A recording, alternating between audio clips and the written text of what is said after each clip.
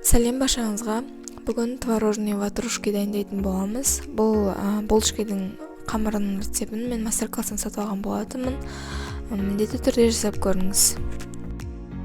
Қажетті заттарды алдын ала дайындап қоямыз.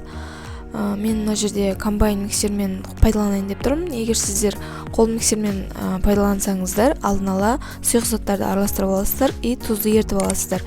Ұнымызды саламыз, сосын сары май, құрғақ дрожжа, сұйық майымызды саламыз, құмшекер, сосын мұздай су саламыз. Мұздай болу қажет су. Сосын араластырамыз. Тұзымызды ақырындап саламыз. Біркелкі масса болғанға дейін, эластичный қамыр болғанға дейін араластыратын боламыз. Қамырымыз дайын болды. Енді осындай листке қамырымызды біркелкі етіп жайып, бетін пищевой пленка или кәдімгі салафанмен жауып қойсаңыздар да болады. Жылы жерге жарты сағатқа қойып қойыңыздар.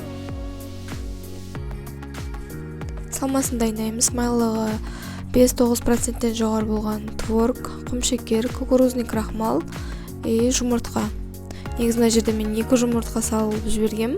Қателесіп негізі біреу салуларыңыз керек. Сол кезде жаңағы салмаларыңыз қою әдем болады. Менікі кішігірім сұйықтау болып кеткен.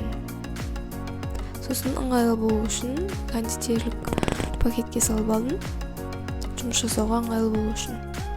Дайын болған қамырымызды алып, оны қамырда ашытудың қажет жоқ. Бұл жерде сіздер қазір форма жасап болған соң, оны тағы 1 сағатқа жылы жерге қойып қоятын боламыз.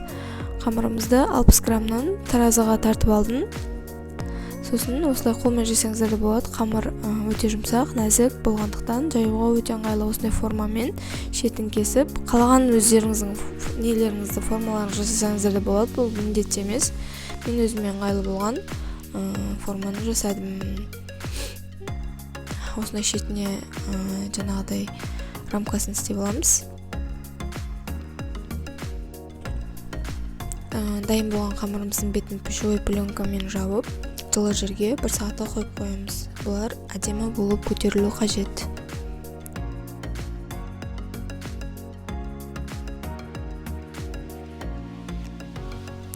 Мінекей тестамыз көтерілді. Енді ішін кішкене басып шығыңыздар, себебі ортасынан начинка құятын боламыз. Жұмыртқамызға кішкене сүт құйып, шет-шетін жағып шығамыз тесталардың.